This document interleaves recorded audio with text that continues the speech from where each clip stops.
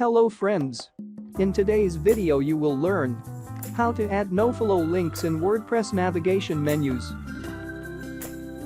Many website owners prefer to add a nofollow tag to external links, but many may find this tricky when adding a custom link to a menu. But it's very easy. Follow my steps.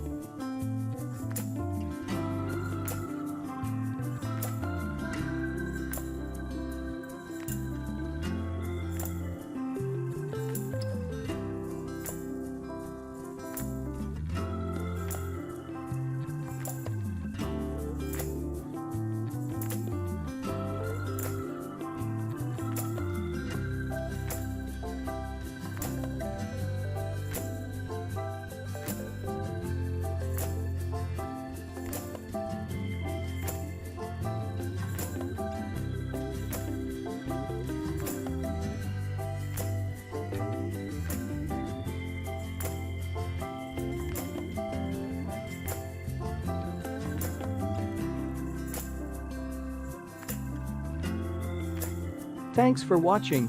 Subscribe for more videos.